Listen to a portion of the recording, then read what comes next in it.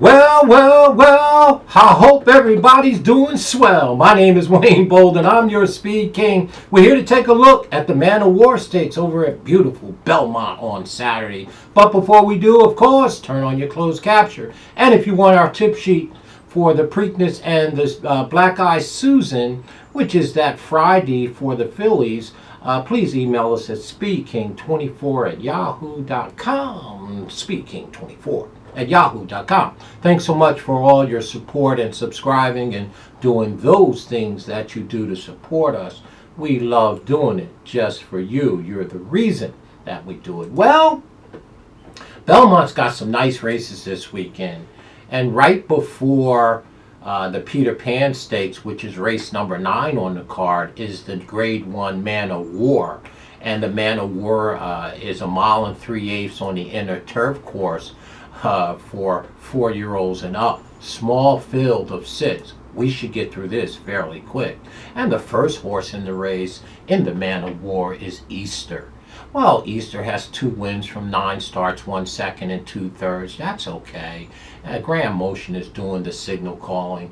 And this horse appeared to me to be okay in his own right. Appears to be overmatched in this race for what I think it's going to take in this long distance race to win this race. He is 15-1 on the morning line. He's got the services of Flavian Pratt. So again, I don't think this horse is going to be able to live up to it in this spot. This is a very, very tough 2 or 3 horses in here that are very, very hard hitters. This horse was beat by the number 6 horse on the bottom, So High, I believe it is, yeah, and last time out. So again, Easter we don't like here, the French bred. We're going to throw Graham Motion's horse off the ticket. Gufo. Everybody know the Gufo, Gufo horse. Well, Gufo is trained by the classy Christopher Clement. It just doesn't get much classier than that. And when you look at this here, gelding by declaration of war, I mean, the horse has won 8 races from 15 starts. No, you did not just said it. He won 8 races from 15 starts. I mean, you can't. What are you going to say? I mean, he's always a contender. He's 7-5. You ain't getting nothing for him. But this horse, Gufo, can flat out motor, y'all. And Mr. Clement obviously manages him very well. And guess who's in the orange? You got the genius of Joel Rosario, the best in the country, they tell me. And again, what are you going to say? 8 wins from 15 starts, 2 seconds and 4/3. I mean, 14 starts of 15 in the money. 8 of them being wins for a cool 1.3 million. Any problems? I don't think so. This horse can flat out motor. Now, the thing that I don't like about him, but he's got some turn of foot.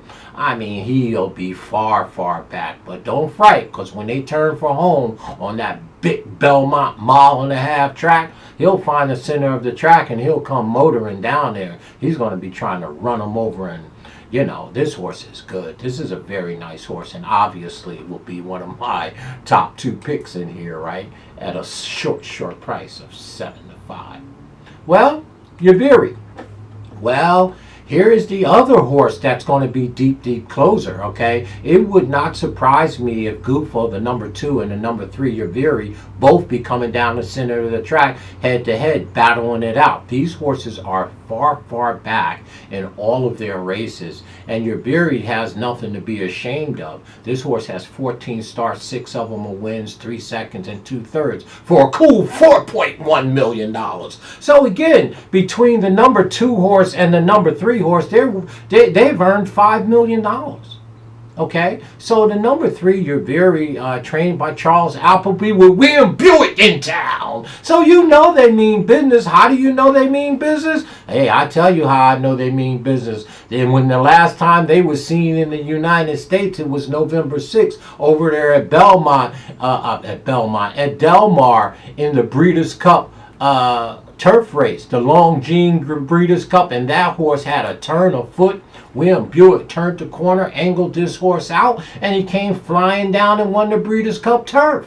Okay, so again, at 1.5 miles, and then they took the horse back overseas to Medan and Newmarket. So again, The number 3, Yibir, don't need no introduction. The speed figures are off the chain. Charles Appleby means nothing but business. William Buick is do what he does. And guess who owns and bred this horse? Godolphin. So I don't have to tell you nothing about the number 3, Yibir. He is even money and will be my top pick in here, right? I mean, that's an easy take for sure. But they better be careful because these horses are going to be far, far back. Matter of fact, I don't even think I'm going to put Yibir on top. I'm going to try to upset both him, Gufo, and Yibir, the 2 and the 3. How am I going to do it? Well, let's take a look at Abann, the number 4 horse. That's what I said. I'm going to try to upset the 2 big head horses with the number 4 horse, Abann. Abann has 4 wins from 12 starts with 5 seconds for a cool $393,000, right?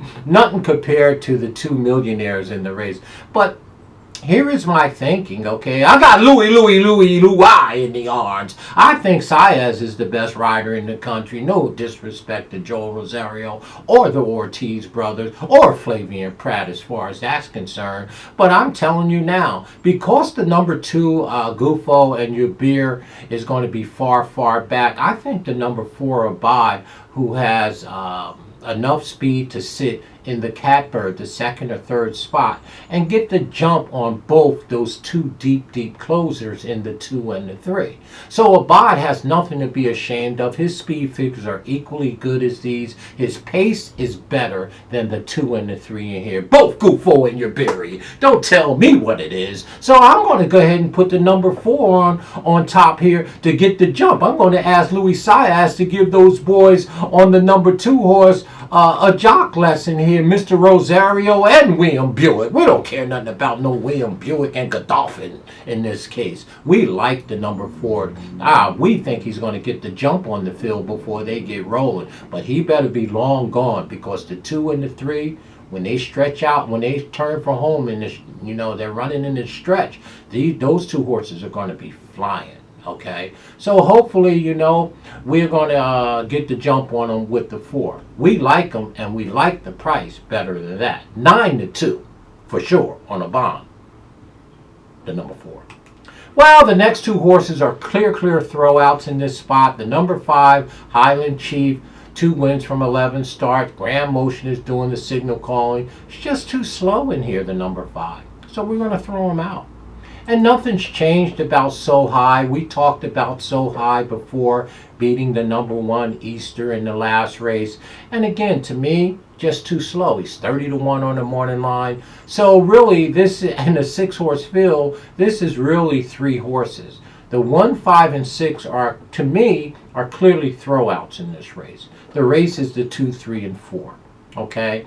And that's the way it's going to be. Now, I'm going to take Abann, the number 4 on top because he's 9-2, and I think he's got enough speed to sit right off of So High as a lollygag down the backstretch and get the jump on both Gufo and Yibir. So our top pick here, folks, is going to be the number 4, Abann, and the number 2 horse is our second pick, or the number 3 is our second pick, Yibir, and of course our third pick is Gufo. This is not a race you're going to make a bunch of money in. One of the reasons that I'm leaning towards the 9-2 horse in here, because maybe we can get a little value, and I do see the race flow that he has a little advantage on the 2 millionaires in the race. So for us, it's 4, 3, 2 in this year's Man of War Grade 1. Let me know what you think, folks. It seems right to me that the 1, 5, and 6 are complete throwouts here. It's the 3 middle horses for sure. 4, 3, 2 in that order. Man of War. Thank you, folks. Talk to you real soon.